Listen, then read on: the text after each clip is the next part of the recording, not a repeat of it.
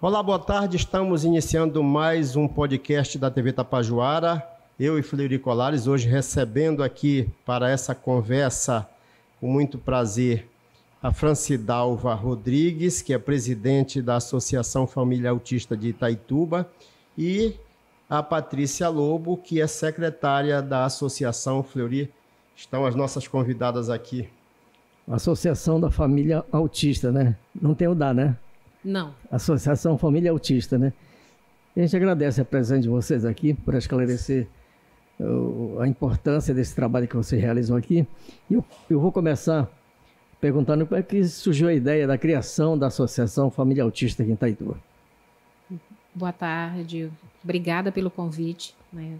Para nós, enquanto instituição, é um privilégio podermos estarmos compartilhando informações que diz respeito a toda a sociedade, né? Então, uma família, quando recebe diagnóstico, não é uma criança autista, agora é uma família autista. Então, por isso, o nome da associação.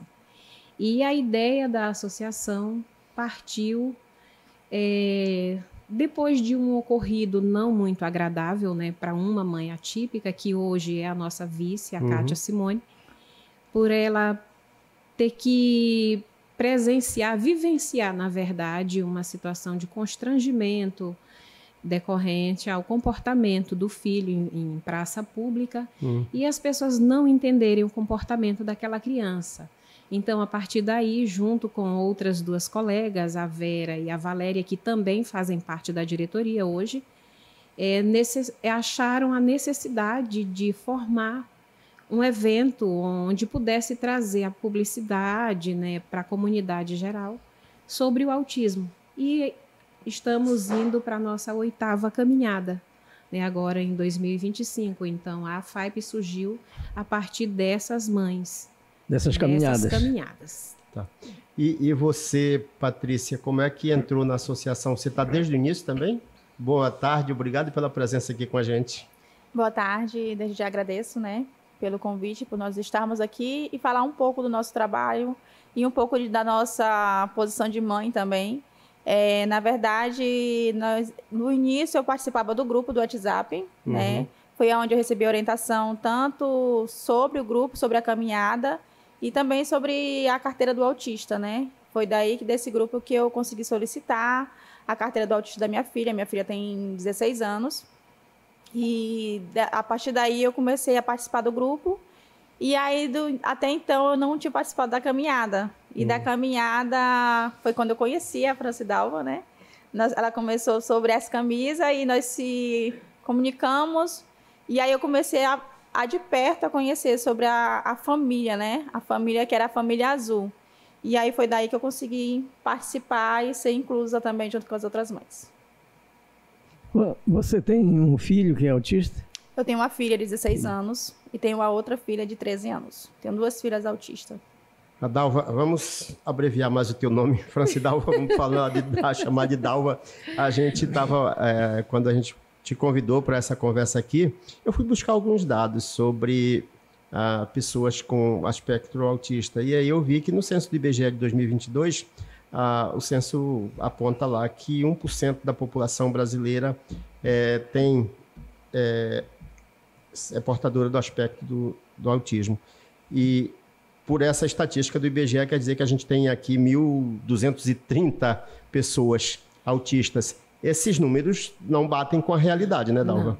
Não batem exatamente porque vou só compartilhar uma experiência. No último censo, quando eu fui visitada, o questionário que caiu na minha residência não contemplava a questão de pessoas com deficiência na casa.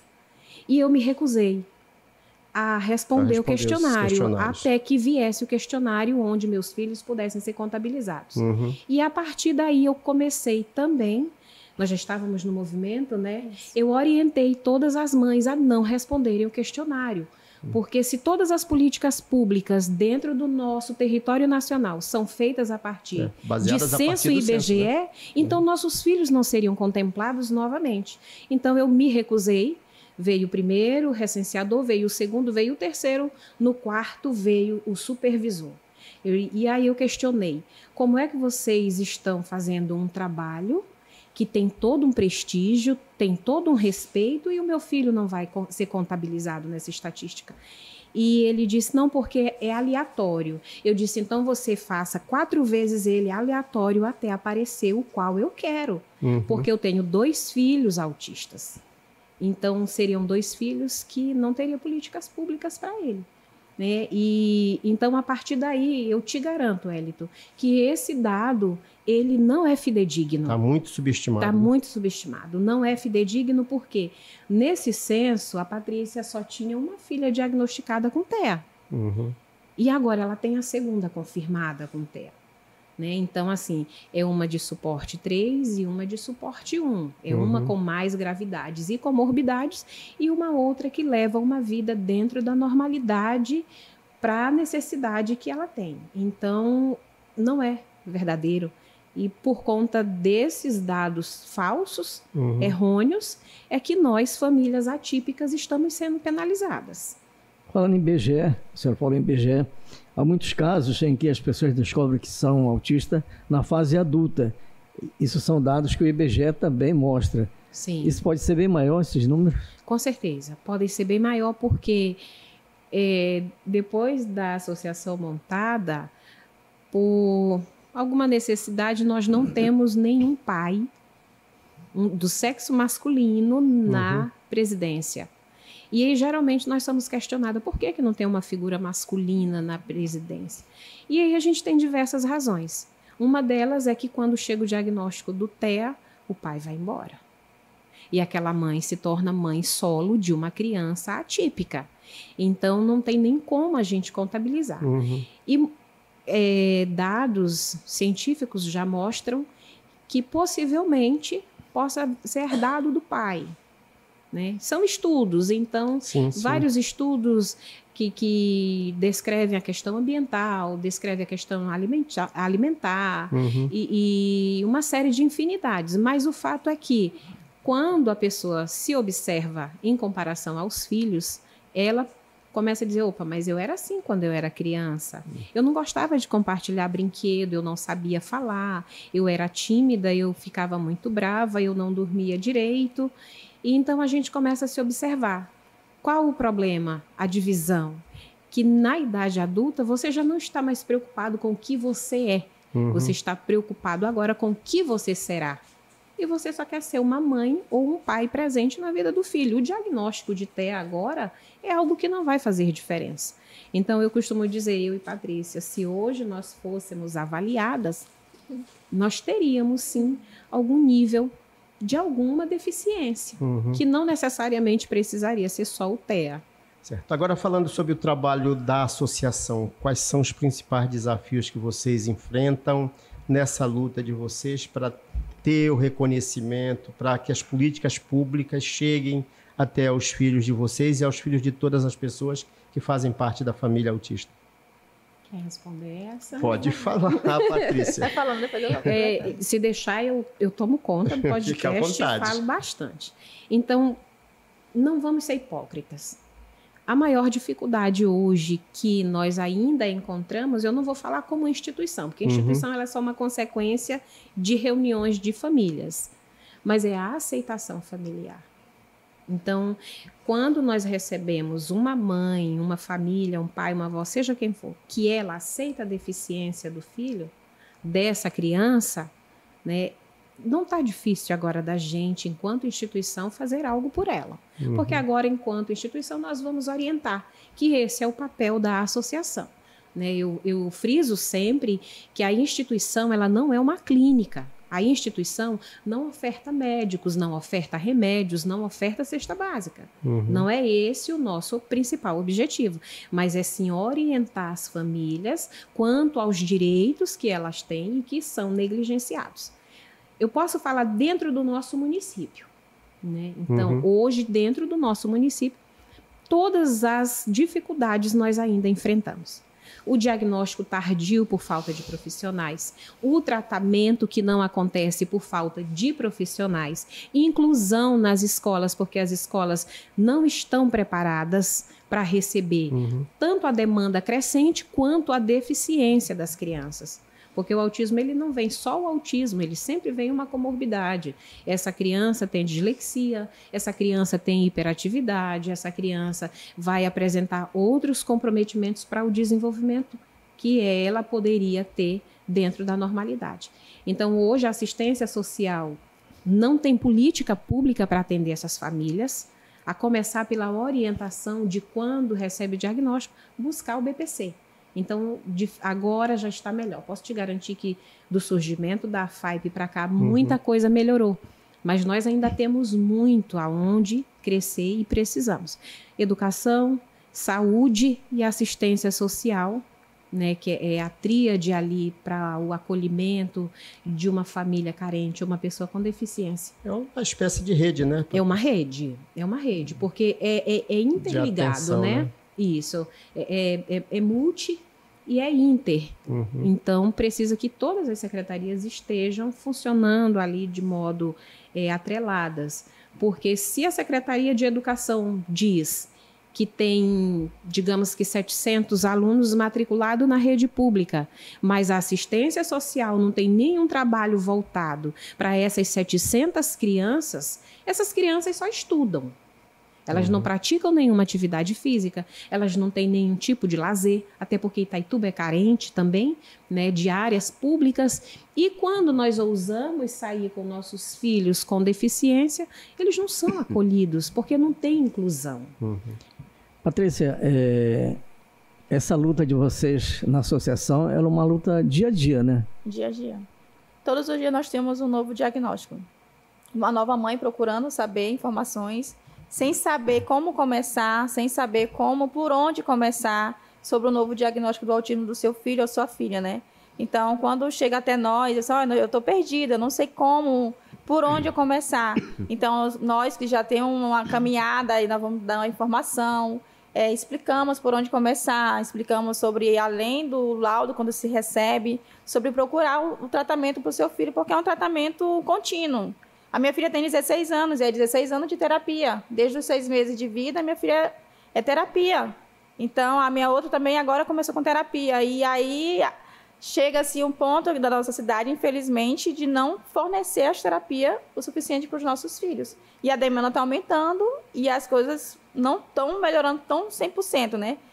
Falar sobre o autismo, falar sobre a prioridade, mas as políticas públicas, nem a Dalva citou, ainda não estão acontecendo. Agora, a sede de vocês para atender as pessoas que querem ter uma orientação sobre o tratamento, de como seguir e ter um apoio da associação, como é que faz? Então, as pessoas procuram a gente pelo WhatsApp, tem o Instagram também, e como nós todas somos mães, né, e ainda não começou as aulas, nós marcamos, né? Na semana ia começar no atendimento no horário que eu consigo atender à tarde, que é o horário que a minha filha estuda, né?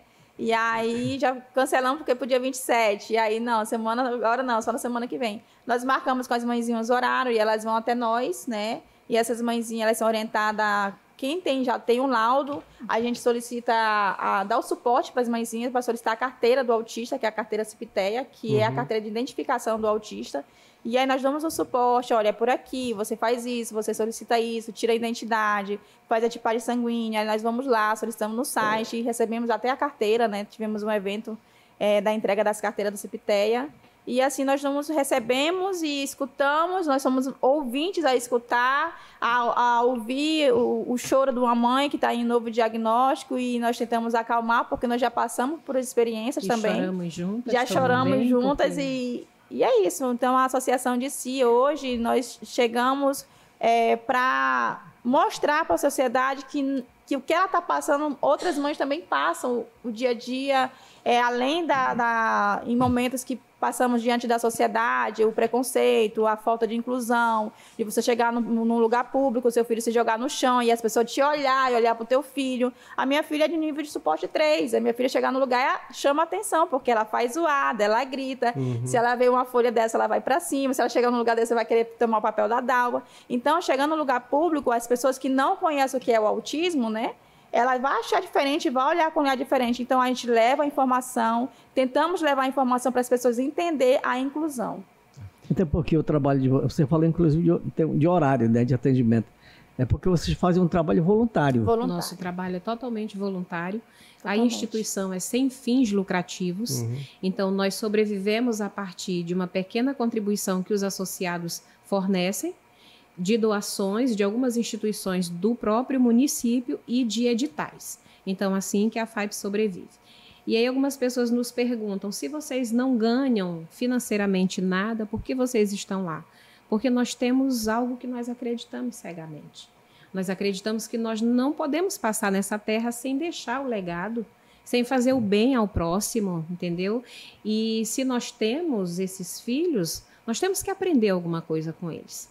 Né? E a gente fala direto que nenhuma mãe deveria morrer até que o filho tivesse grande e pudesse se cuidar. E a gente pensa que a gente não pode morrer nunca, porque nossos filhos, mesmo grandes, eles não têm autonomia, eles não têm o autocuidado. O meu filho mais velho tem quase 20 anos, é um rapaz que tem vida social dentro da limitação, ele está no ensino médio, tem super talentos na área das artes, mas ele não sabe conversar direito, né? Ele tem falha na fala funcional, ele entra em crise sensorial, dependendo do ambiente. Então, qualquer mudança de rotina para ele, mesmo já sendo um homem, eu tenho que dar previsibilidade a ele. Tem médico para depois de amanhã? Eu tenho que falar, olha, a gente vai no médico, assim, porque eu não posso pegar ele de súbito, porque ele trava e pode desenvolver uma crise. E aí, quando ele desenvolve aquela crise, as pessoas que estão ao redor não entendem. Né? Então, o voluntariado nosso é porque nós temos a necessidade de deixar algo diferente no município. Certo. Agora, voltando à questão da associação, Dalva e Patrícia, é inegável que depois da associação constituída, essa causa ela ganhou muito mais visibilidade aqui em Itaituba. E eu pergunto para vocês, como é que tem sido o relacionamento de vocês com outras instituições, por exemplo, com o poder público municipal? Vocês têm procurado buscar apoio? Que tipo de relação vocês têm, por exemplo, com o Executivo Municipal mesmo, com a CEMED? Vocês conversam, vocês interagem, vocês procuram buscar fazer com que eles pensem em políticas públicas para atender esse público? Sim. Nós costumamos buscar primeiro o apoio da outra mãe, de uma outra colega. Porque, não vou ser falsa, os poderes não se preocupam tem sido muito. a nossa maior penalidade. Não é penoso você ter um filho com deficiência, porque um casal não se planeja para ter um filho com deficiência, mas ele ama quando recebe. Só que quando você esbarra, não só no preconceito, mas também no descaso das autoridades, então você pena, porque Patrícia não pode trabalhar, eu também não posso, mas ela tem 2 filhas com deficiência, ela não tem direito a 2 BPC, eu também tenho 2 filhos com deficiência, eu não tenho direito a BPC. Então, onde entra a Secretaria de Assistência Social agora? Nessas famílias carentes, que com certeza tem pessoas em maior necessidade do que eu e Patrícia. Onde que entraria agora a Secretaria de Educação? No fornecimento do mediador ou cuidador escolar no ato da matrícula.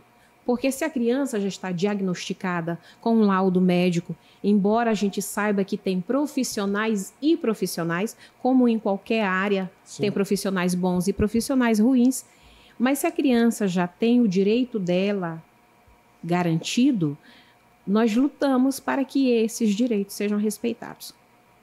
Ano passado, não, ano retrasado, nós tivemos um embate dentro da Câmara.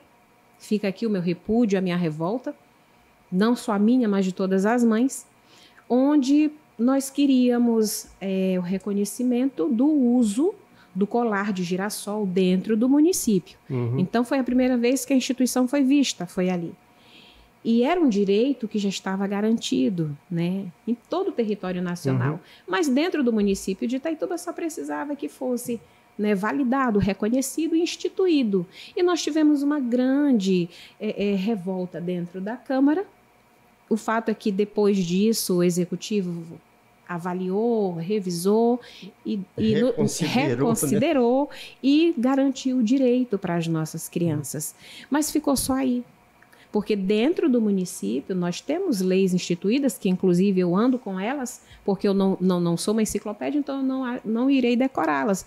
Mas aqui dentro do município nós temos, de 2019, a Lei 3378, que institui a carteira no âmbito municipal, não está em vigor. Nós temos a Lei 3155 de 2018, que obriga os estabelecimentos públicos e privados a estar lá com a plaquinha de prioridade. Então, a gente já sabe que alguns estabelecimentos têm, nem todos respeitam. Quando a gente chega com o colar, que às vezes a criança não suporta o colar, a gente mesmo usa. Mas se o colar não está na criança, você não vai ter o atendimento prioritário. Ah, ela trouxe a criança só para ganhar o atendimento. Eu não tenho com quem deixar a minha criança atípica. Não tenho suporte, nem rede de apoio. A Lei 2819 de 2014 dispõe sobre a criação do diagnóstico de autismo na rede municipal de ensino.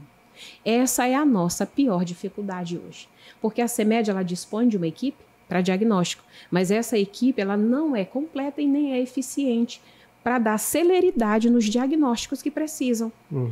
E pela falta do médico neuropediatra ou um pediatra com especialização em TEA, não tem laudo, tem relatório.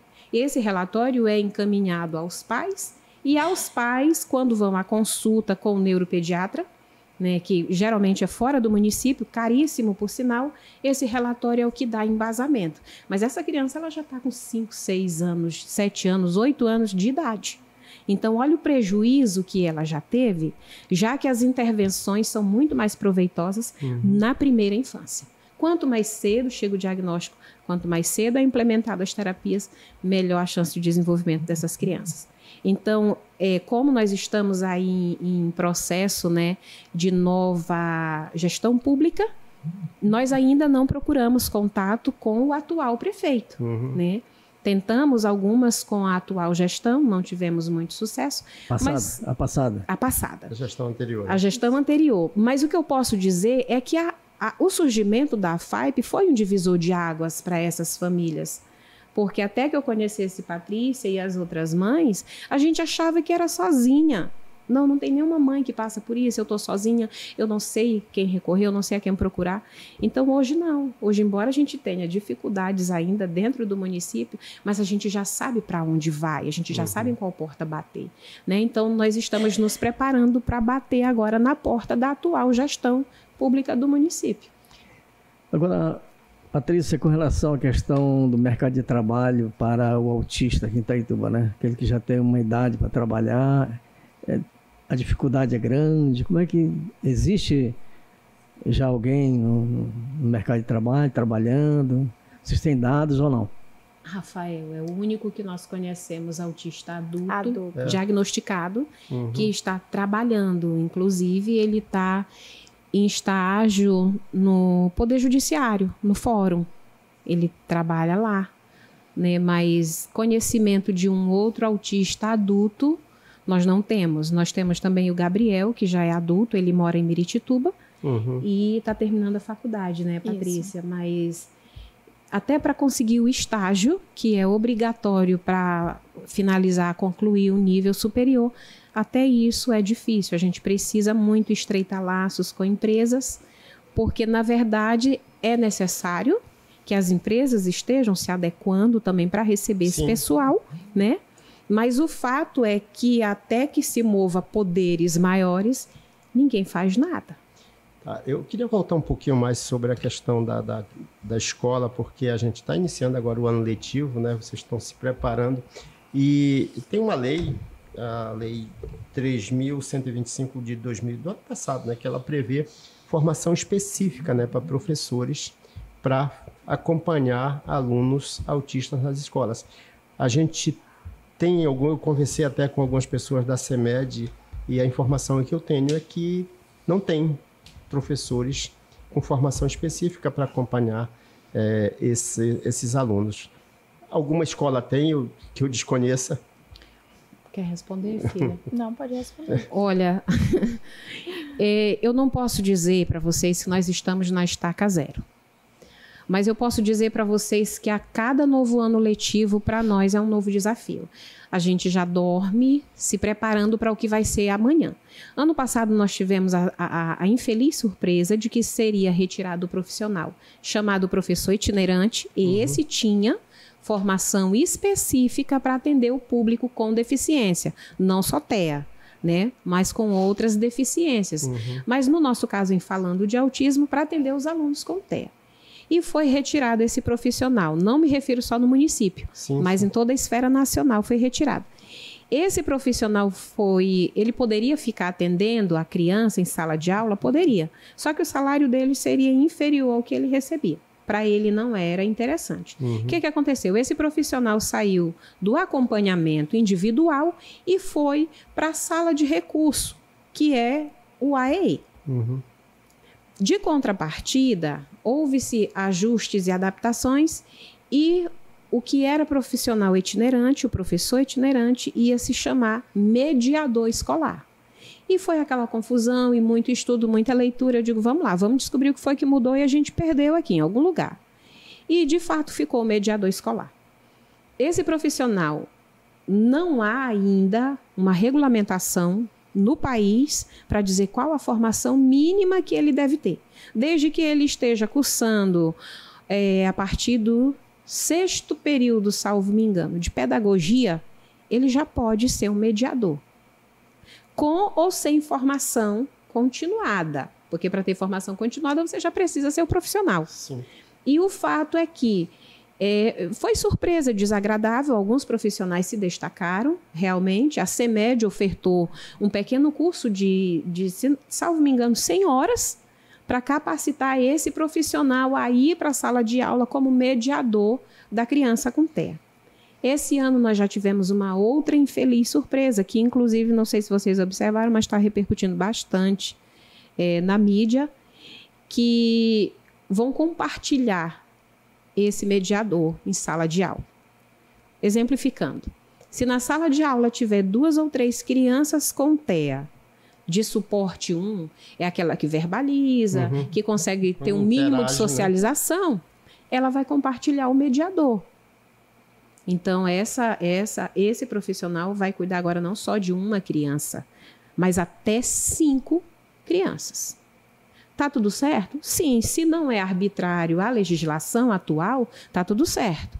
Mas em Itaituba, nós já ficamos sabendo, por fontes seguras de dentro da educação, que aqui em Itaituba essa avaliação vai partir de uma ficha avaliativa que a própria CEMED vai fazer. Então, se essa ficha avaliativa serve para dizer se o meu filho tem direito e necessidade de um profissional de acompanhamento, então essa mesma ficha serve para laudar meu filho. Porque a equipe multidisciplinar da CEMED não é completa. Se não é completa, o trabalho que ela faz não é que deixa de ser eficiente, deixa de ser eficaz. Porque a demora para que esse relatório seja feito, essa ficha e tudo mais, vai levar cerca de 3 meses. Só que tanto a LDB quanto a Lei Brasileira de Inclusão, ela diz que o aluno com deficiência deve receber o mediador escolar profissional de acompanhamento no ato da matrícula. Porque no ato da matrícula eu já levo o laudo do meu filho. Então, não tem por que esse processo ser retardado. Então, nós estamos temerosas, estamos preocupadas, mas também estamos buscando saber, dentro do que rege o nosso país, aonde que vamos entrar para requerer o direito do nosso filho respeitado. Tá certo, Patrícia e Dalva, a gente infelizmente está chegando ao final da nossa conversa. Eu te disse, 30 minutos passa rápido, mas a gente conversou bastante e eu queria agradecer vocês pela presença e parabenizar pelo trabalho que vocês fazem, né? Porque a associação ela começou a dar um norte, ela começou a dar a abertura para que outras mães buscassem também o atendimento e o principal, a dignidade para os seus filhos. Né? Isso é o principal que uma pessoa, é o mínimo que uma pessoa pode ter, é dignidade, é ter os seus direitos respeitados. Sim. Obrigado pela presença de vocês e fique à vontade para fazer a mensagem de vocês para a família autista de Itaituba. Pode ficar à vontade as duas. Não. Não. Nós estamos em sede nova, né, porque ano passado nós fomos agraciados em 2 editais, um edital regional e um edital federal. Então, isso para a gente é motivo de muita alegria. A FAIP ela não é clínica, eu volto a dizer, mas isso não nos impede de fazer algo mais pelas famílias, né? E aí nós estamos terminando de comprar os itens de uma sala sensorial. E isso vai poder ajudar muitas famílias, especialmente as mais carentes. E temos uma sala de atendimento às mães. Então, nós estamos em novo endereço por conta desses 2 editais. Nós estamos agora na Haroldo Veloso, né, bem depois do Itafrigo, número 520. Somos vizinhos aqui, estamos bem perto de vocês. Da gente agora. Sim. E enquanto as aulas não começam, nós estamos trabalhando internamente, né? Mas a partir da semana que vem já podem contactar a FAIP através do telefone, do Instagram, do grupo de WhatsApp para estar agendando a visita, o cadastro, a solicitação da CIP-TEA, que é a carteirinha que dá direito, né? Que reconhece a pessoa com TEA. E gostaria de convidar a população, né? Os empresários que pudessem estar conhecendo o nosso trabalho e ajudando, ofertando mesmo, porque a FAIP ela sobrevive de doações. Então, nem todas as famílias podem ofertar. Tá certo. Te agradeço, então, a presidente Francidalva, né, Rodrigues, da Associação Família Autista, a secretária Patrícia Lobo, né, pelos esclarecimentos, informações.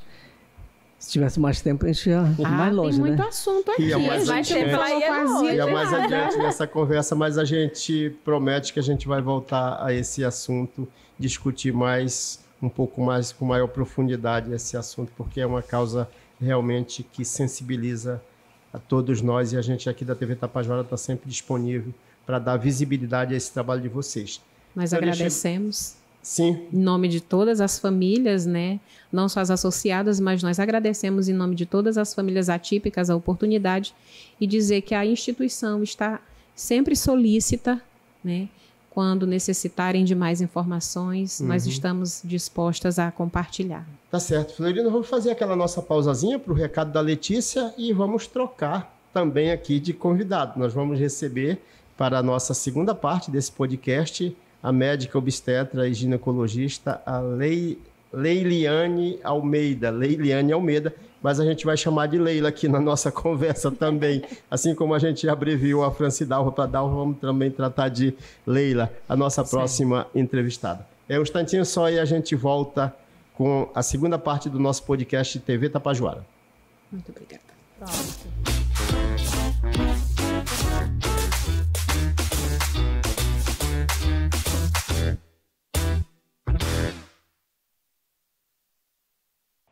Você está assistindo o podcast Tapajoara e lembrando que toda semana teremos um episódio novo, sempre abordando o assunto de interesse da comunidade. E para você não perder nenhum episódio, se inscreva no nosso canal, ative o sininho de notificações, curte e comente o que você está achando.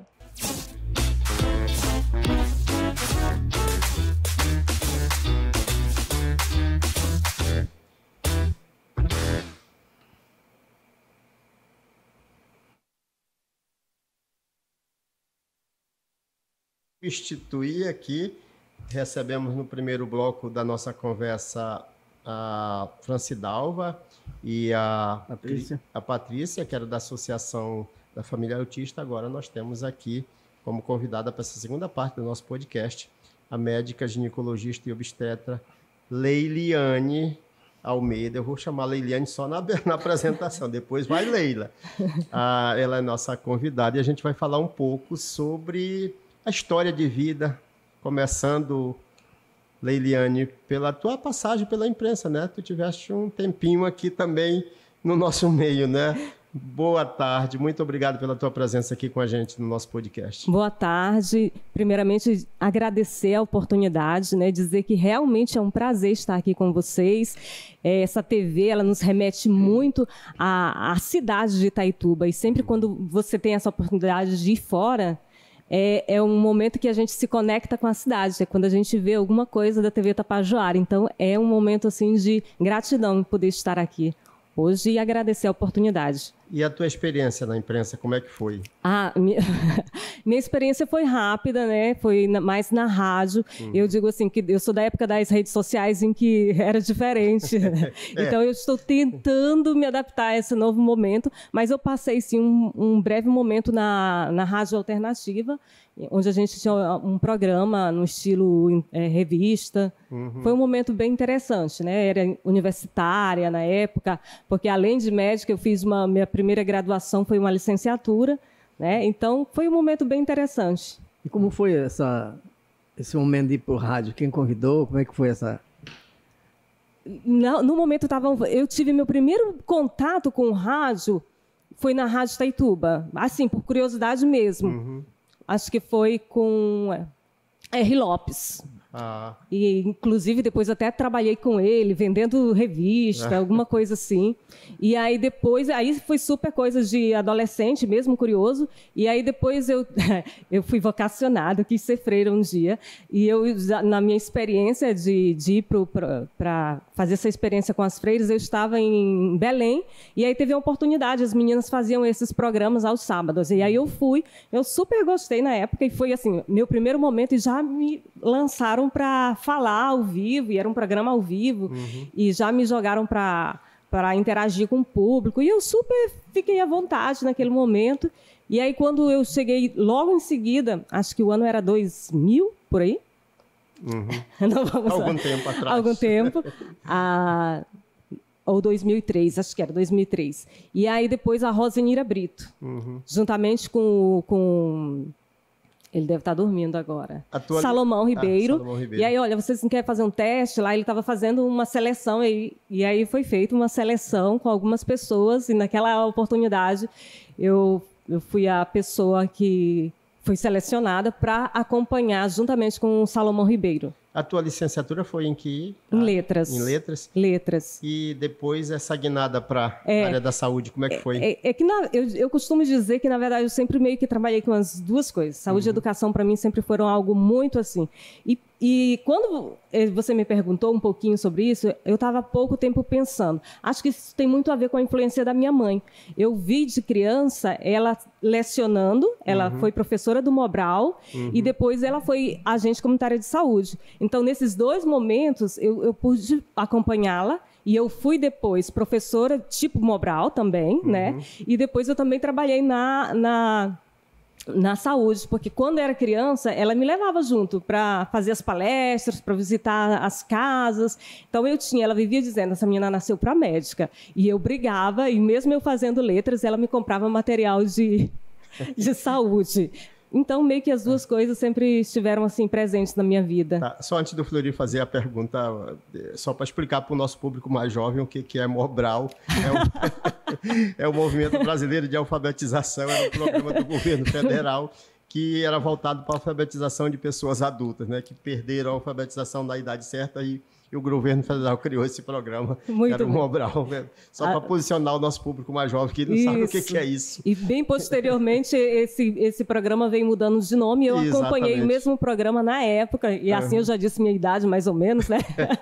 Eu fui a alfabetizadora no programa Alfabetização Solidária, na época do Fernando. Agora, a formação, Leidiane, na área da saúde, né? Na medicina, você fez aqui no Brasil ou fora do Brasil? Então, foi uma longa jornada, né? Foi fora do Brasil, né? Depois eu tive toda uma trajetória para fazer a revalidação e revalidar o meu diploma aqui no Brasil. Mas você fez aonde? Eu fiz uma prova nacional e aí lá revalidei em Manaus. Mas eu fiz a minha graduação, eu fiz em Santa Cruz de la Sierra, Bolívia.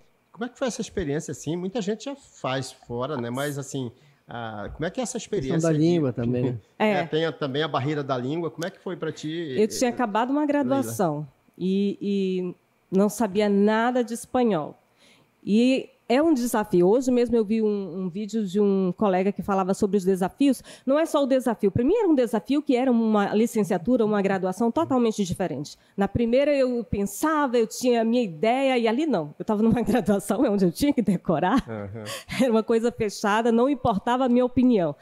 Já era o primeiro impacto. Depois era outro idioma, outra cultura, né? Então, você tem os desafios durante a graduação de ter que lidar com outro idioma e com outra cultura, com pessoas de diversos lugares do país, porque a gente teve a oportunidade de encontrar diversos brasileiros, né, compatriotas, mas que eram de diversos lugares, né? E nós tínhamos pessoas do Pará, tínhamos pessoas do Maranhão, enfim, pessoas que acabavam se juntando e a gente tinha uma porção do Brasil ali. Mas aí nós tínhamos o desafio lá com o próprio preconceito lá, porque você é estrangeiro, e depois você tem o contrário também, né? Porque quando você chega, não é só revalidar o diploma, você tem que validar que você também é capaz, a cada dia, tanto quanto quem formou em qualquer lugar.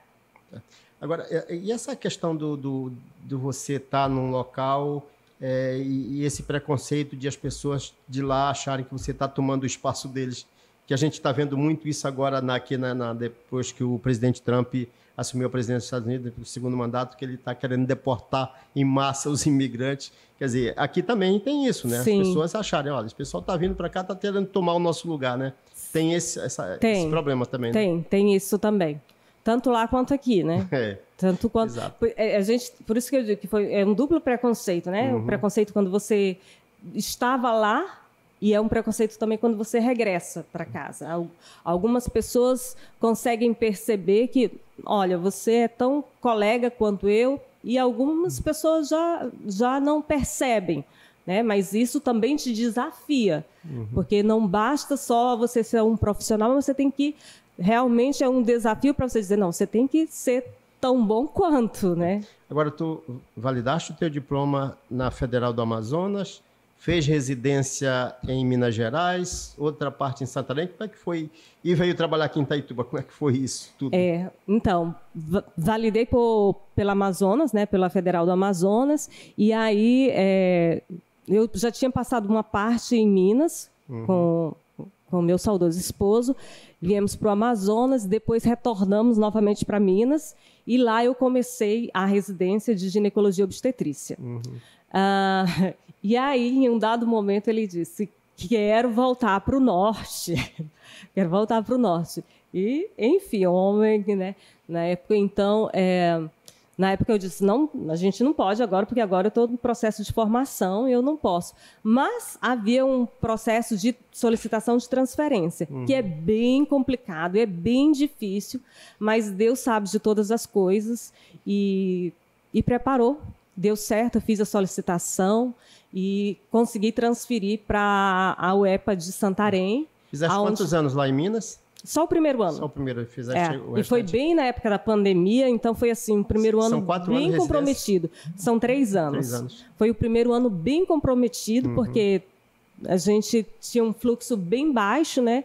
E aí, quando eu ingresso em Santarém, tive que fazer meio que um compilado ali para tentar resgatar um pouco daquele primeiro ano, que foi, né, bem desafiador, e tentar fazer a residência aí em Santarém, já o segundo e o terceiro ano, mais intenso, e já pegando um pouco da nossa realidade aqui. A sua especialização em que área mesmo? Ginecologia e obstetrícia. Eu tenho... Sim, pode continuar. Ginecologia e obstetrícia, e eu tenho também um pouco eu tenho uma especialização que eu não falei, mas eu tenho uma especialização em medicina do trabalho também. É uma outra área que eu atuo. Agora, são 2 especialidades diferentes, né? Por exemplo, tu tens as 2, mas são 2 diferentes. Ginecologista e obstetrícia, né? Então, a ginecologista, ela cuida da saúde da mulher, e a obstetra mais da reprodução, né? Explica direitinho isso para o nosso público aí. Isso. No Brasil, a residência médica, para a ginecologia e obstetrícia, né, ela acontece as duas ao mesmo tempo. Né? Nós temos aí a ginecologia, que ela atua mais na saúde feminina como um todo, nas suas diversas fases da vida, e a obstetrícia, ela trabalha mais com a parte, quando a mulher já está grávida, da reprodução. Essa outra fase, ela é específica para essa fase da vida da mulher, da gestante, do puerpério, né, depois que ela tem o neném. Então, como eu fiz residência, e que é diferente de quem fez só uma pós, né, que ele estuda e tal, a gente estuda e trabalha ao mesmo tempo. Né? Então, a gente está ali dentro do hospital, atendendo diariamente, e aí no Brasil ocorre que você faz as duas ao mesmo tempo. Então, sou tanto ginecologista como obstetra. E em que momento foi que você decidiu voltar para Itaituba? Então, meu saudoso esposo, né, como eu já falei anteriormente, ele já estava com esse desejo de voltar.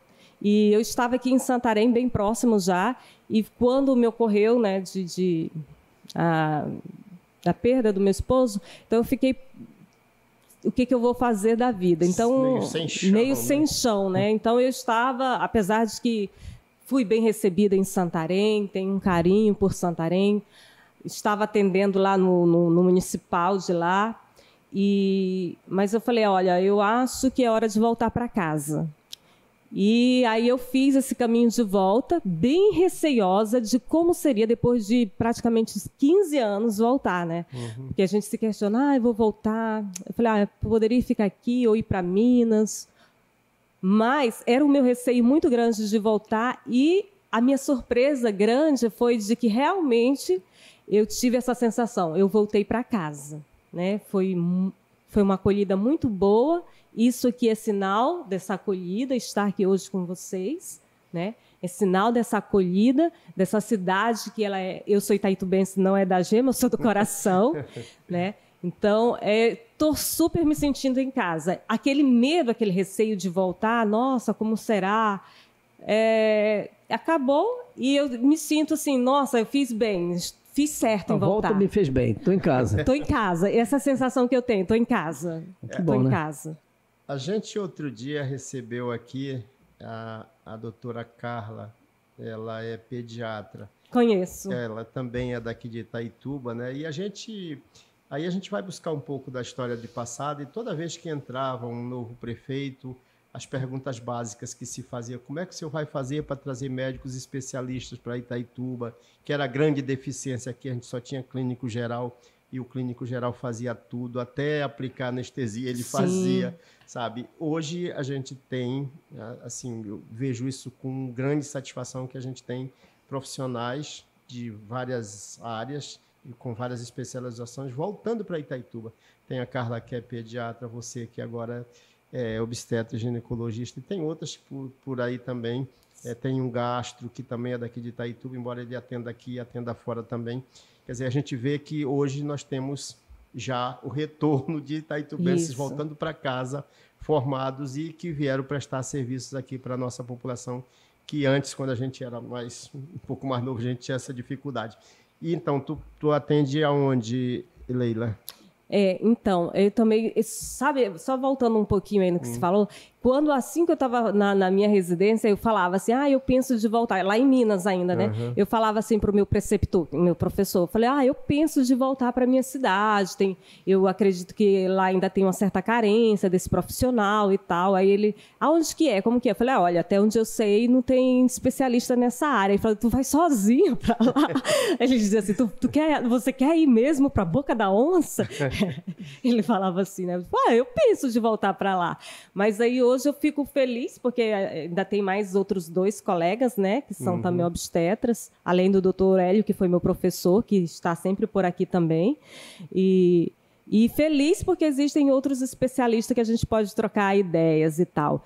Hoje eu atendo na rede pública, na Casa de Saúde da Mulher, mais precisamente eu atendo pré-natal de alto risco, né? Aquelas grávidas que têm problemas de pressão, diabetes, né? Que são um pouquinho mais delicadas, eu atendo lá.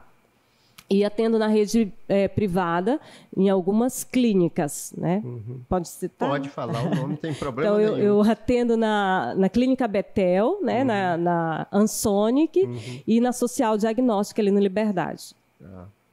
Embora você falou que tem você como profissional da área, tem mais 2, né? Isso. Mas o número, acho que ainda é pequeno, porque na população de Itaituba é grande. É grande, né? A gente tem bastante mulheres e a gente, às vezes, tem ainda porque nós atendemos não só as mulheres daqui, né? Eu atendo muitas mulheres que vêm de fora também, né? Que buscam de Jacaré, que são municípios que ainda não têm especialistas também. Né? Que é mais próximo do que Santarém também. Isso. Né? E aí eles acabam vindo para cá, inclusive de placas. Tem paciente de placas. Né? E vem para a Casa de Saúde da Mulher? Como é que é esse referenciamento para eles serem atendidos? Para eles entrarem A maioria daqui da Casa de Saúde da Mulher são mulheres do município. Né? Aí a gente tem no hospital regional as que são dos outros municípios. Eu atendo no regional muito eventualmente, porque como eu faço parte também do grupo, eu comecei a atender em Castelo dos Sonhos, é a mesma empresa. Então, uma vez ou outra, alguém me encontra por lá pelo regional, mas é só cobrindo uma escala de algum colega, eu não faço parte da escala. Então, lá é a referência para essas mulheres que são de outras cidades, pelo público. O número é grande também, de fora para cá. De fora, sim, bastante mesmo. A gente tem, inclusive, o regional acaba atendendo muita gente de Santarém, né? Porque como é uma rede em que aonde estiver, se a gente falar de internação, é aonde estiver leito. Então, todo é lançado para o estado e aonde estiver leito. Então, a gente recebe pessoas até de próximos de Belém. Isso a gente acompanha muito pelos companheiros dos blogueiros, principalmente, né? O fulano disse que não tem leito para o parente, para aquilo. Eu acho que hoje a falta de leito aqui em Itaituba já é grande, porque quanto mais leito tiver, mais gente seria atendida, né? Isso. Ainda, infelizmente, a gente não comporta ainda todo mundo, né? Mas é uma felicidade esse progresso de hoje, nós termos algumas referências de especialistas, nós temos, né, bons profissionais aqui em todas as especialidades. Então, já é um grande avanço. De quando eu saí daqui, e retornei e vejo, é um grande avanço. Claro que ainda temos muito a avançar, muito mesmo. A gente precisa, mas, por exemplo, o Hospital Regional é inegável um avanço muito grande no atendimento médico da população dessa região. A gente imagina o sofrimento de pessoas, pelo menos o pessoal da nefrologia, sabe, que ia para Santarém. Muita gente ficava já morando lá, porque não tinha condições, faziam 3 sessões por semana, tinha que ficar lá. Hoje a gente já tem esse atendimento aqui. Mas voltando, por exemplo, para o teu atendimento na Casa de Saúde da Mulher, Leila, assim, além do trabalho médico, vocês também fazem um trabalho meio que de psicólogo, né? De aconselhamento das pessoas. E eu te pergunto, hoje as mulheres elas estão mais conscientes de que é preciso fazer o acompanhamento médico, não só quando está doente, mas preventivamente? Sim, não só lá, né, como nas outras clínicas que eu atendo, porque lá eu atendo basicamente a mulher que já está grávida, né? E nas outras clínicas eu tenho a oportunidade de atender as mulheres de um modo geral, tanto grávidas quanto não grávidas. E a mulher, ela acaba sendo aquela que diz, olha, eu vim para minha consulta de rotina, né? Mas ainda existe, sim, aquelas em que diz assim, eu vim para minha consulta de rotina e eu fiz, principalmente agora em janeiro, eu fiz meu preventivo ano passado. Aí eu falei, final do ano passado, elas falam. Aí eu falei, então tá bom, né? Foi final do ano passado, tá tudo beleza. Aí tá, e vai ver, final do ano passado, 2023. Mas a gente... Já está 2 anos. Foi 2023. Mas a gente tem ainda, as mulheres, em relação aos homens, elas ainda procuram mais atendimento do que os homens, nesse sentido, de procurar preventivamente. Eu vim para minha consulta de rotina, doutora. Entende? A gente tem, mas ainda precisa despertar esta cultura ainda. Sobre a questão a Organização Mundial da Saúde, ela recomenda, orienta para o parto natural, né? Para o parto normal. Mas tem muita gente que quer fazer, não quer passar pelas dores do parto e quer fazer a cesárea. quem decide isso? É o paciente, a médica que sabe, olha, dá para fazer normal, vamos fazer normal, ou não dá para fazer normal? Como é que tu age diante de uma situação dessa que é te colocada, Leila? Olha só, isso você tocou num ponto bem interessante. Sabe por quê? Quando se fazem políticas públicas, por exemplo, para colocar isso em lei, em que a mulher escolha a via de parto, eles não chamam nenhum profissional. Pergunta à mulher que não tem formação sobre que parto ela quer escolher, entende? E isso é um perigo, porque existem situações em que realmente a via de parto ela deve ser cesariana, via alta. Né? Mas existem outras situações em que não. Como é que eu me posiciono? Sempre é explicar. Por quê? Porque tudo tem seu prós e seu contra. Trabalho de parto, eu falo para as mulheres, dá para eu ter normal? Elas perguntam, não sei. Não tem como olhar para você de imediato e dizer, não, o teu parto vai ser assim ou assado. Né? De um modo geral, o trabalho de parto ele é testado, ele é provado, salvo algumas condições. Por exemplo, eu costumo dizer às mulheres, teu neném está atravessado, nasce? Não nasce? Então, de cara, eu já vou te dizer, olha, te prepara que é cesárea. Né? Mas, de um modo geral, eu tento explicar à mãe, né, e à família, que é a principal pessoa que vai estar ali, que a cesárea é um outro recurso que a gente tem. Né? Vejam só as mulheres antigamente, coitado, era atravessado ou tinha uma placenta que estava antes do neném, de qualquer jeito iam para o parto normal e acabavam morrendo mãe e criança. E hoje a gente tem a cesárea, né, que diminuiu muito esse número, mas ela não é a principal via, ela deve ser para aqueles casos que realmente são necessários. O parto normal ele é mais humanizado, não é, Leila? Ali tem aquele contato mãe-filho desde o processo até... A gente tenta humanizar até mesmo a cesariana, né? Hoje em dia a gente fala de parto cesariano humanizado, porque, como eu disse, né, tem algumas situações de parto cesariana que não foi a mãezinha que escolheu, né? O neném estava em sofrimento fetal ou ela estava em uma condição de que não tinha. Então a gente procura dar a essa mãe também a validação daquele parto dela, que também foi tão, né, a cesárea em si, ela é realmente depois mais custosa a recuperação, né? Para a mãe, sobretudo. Ela é muito ali tranquila para a gente que vai realizar, fazer, e a mulher também não sente dor naquele momento, mas o pós-operatório depois ela sente, né? Eu digo que quem não sente dor para parir na hora de sair o neném, que vai para uma cesárea, sente depois depois que passa a anestesia e tudo, né? Mas a gente tenta hoje, pelo menos, o que a gente espera é que esse contato com a criança aconteça, porque eu tive parto cesárea e eu realmente fui penalizada, sabe? Ficou um pouco separado da criança.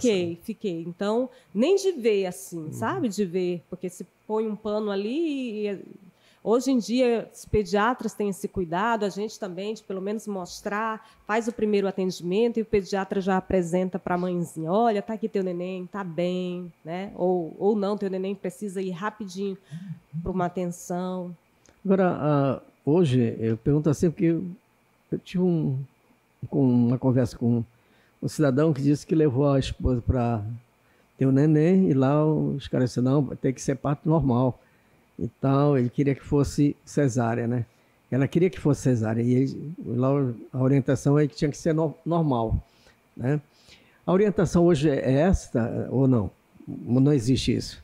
Como? No hospital onde a paciente dá entrada para ter o neném.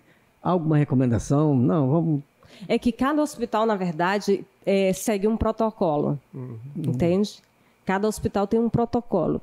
Por exemplo, eu não posso lhe falar a nível de hospital municipal daqui, porque eu não atuo lá, não trabalho lá. Mas, de um modo geral, cada hospital tem um protocolo de como que é feito, de se é você... O ideal é sempre discutir com o obstetra. Qual é o plano? Eu quero, por exemplo, eu já cheguei em situações em que a mãe queria normal. Sim. Queria porque queria normal. Coloquei o sonar, né, o aparelhinho que a gente põe para ouvir o coraçãozinho do neném, e não gostei. Aí depois percebi que o coraçãozinho não estava legal e que aquela menina não iria tolerar um trabalho de parto de 12 horas. E eu falei, olha, infelizmente, o trabalho de parto vai ter que ser cesariano, teu parto. Não vai ser possível ser normal. Então, discutir, mas apresentar à paciente o porquê, né? Por que a gente prefere, assim, você quer cesariana? Quer. Olha, eu tive cesariana, que ela estava com cesariana agendada para o dia seguinte. Ela chegou 1h da manhã, 10 centímetros, neném praticamente saindo. Eu falei, olha, até a gente preparar a sala, chamar a anestesista, teu neném nasceu, entendeu? Eu falei, então, assim, é sempre uma caixinha de surpresa e conversa. O que está mais próximo? O que é mais seguro? Está mais próximo, por exemplo, eu quero cesariana, mas tu está com já 7 centímetros, está indo bem, está com uma boa evolução, está tudo certinho.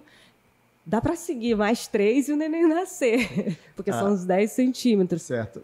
Leila, para a gente finalizar essa conversa agradabilíssima, assim, antigamente a maternidade era quase que uma missão da mulher, né? Hoje já se fala em projeto. A mulher, eu tenho um projeto de ter um filho. O que tu aconselharia para quem está querendo um projeto de ter o primeiro filho? Quais são as providências que precisam ser tomadas? Porque hoje tem vários recursos, né? Tem mulheres que querem ser mãe solo. Então, mas, de um modo geral, quais são as recomendações que tu faria para a gente finalizar esse nosso programa para uma mulher que tem um projeto de ter um filho? Quando se pensa, né, em gestar, o grande importante para a mulher é que ela faça um acompanhamento médico antes, prévio, né? Porque algumas situações elas já são detectadas previamente. Então, algumas mulheres elas precisam começar a gravidez bem, ela precisa estar bem. Então, o primeiro passo é cuidar da saúde dela, mulher. Vai poder conceber, né? Primeiramente, cuidar dessa saúde dela, mulher, entendeu? E aí fazer o que a gente fala de acompanhamento pré-concepcional, na verdade, o pré-natal mesmo, né? De fazer antes mesmo da gestação, fazer esse acompanhamento. Tá certo. Para finalizar, mais alguma coisa, Leila? Quero dizer que para mim é um prazer enorme, né? E quando eu vim para cá, em uma reunião, né, o colega disse assim, olha, só não espera que tuas amigas te procurem. E o grande desafio tenho amigas me procurando, tenho filhas de amigas me procurando, então é uma responsabilidade grande, né? É uma responsabilidade grande. Então, eu quero dizer às mulheres de Itaituba, me colocar à disposição delas, eu procuro dizer que eu tenho muito prazer em atendê-las, procuro atendê-las de uma maneira humanizada, né? Antes de ser médica, eu passei por uma experiência como paciente, ainda criança, bem ruim, bem frustrante, e que eu lembro daquele atendimento até hoje. E me esforço todos os dias, para que meu atendimento seja humanizado, diferenciado, e que eu possa fazer diferente e diferença na vida de quem passar por mim. Tá certo, Fleury, chegamos ao final de mais um episódio, né? Agradecendo a Leiliane Almeida, né, pela participação. O tempo foi curto, né? Curtíssimo. A gente pensa que vai ser muito tempo, mas passa bem rápido. Agradecer porque foram momentos importantes e esclarecedores, né? Principalmente as mulheres, né? Que você lida diariamente, né? São assuntos complexos, mas que ela consegue colocar com simplicidade muito, muito legal. Parabéns. Agradecida, muito obrigada. Grandes nomes aqui da comunicação. Nós estamos, porque, assim, itaitubenses estão voltando para casa e estão voltando com uma bagagem muito grande para prestar esse atendimento, dedicar, né, o seu conhecimento para as pessoas que ficaram aqui e que não tiveram condições de sair daqui. Leila, valeu, muito obrigado. Obrigada. Sucesso. E a gente está sempre de portas abertas, tá? Qualquer comunicado que queira fazer pela Casa de Saúde da Mulher, olha, tem um comunicado que a gente quer fazer para as mães. Manda.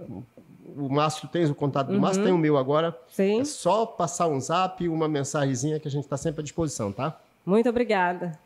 Valeu. Valeu. Estamos finalizando mais um podcast da TV Tapajoara, mais um episódio. Já vai estar disponível a partir das 8h30 da noite no nosso canal do YouTube. Amanhã no Focalizando a gente destaca, pinça um trecho dessa entrevista para exibir no Focalizando. E no sábado a gente exibe na íntegra, né, Fleury? A partir do meio-dia. A partir do meio-dia, na TV, canal 7.1. E fica lá no nosso canal do YouTube, distribui enquanto as redes sociais, manda o link. Eu vou te enviar o link do programa para você assistir e para mandar para a sua rede de pessoas na internet, tá bom? Tá bom, muito obrigada. Obrigado a você e obrigado a todos que nos acompanharam em mais esse episódio do podcast Tapajoara.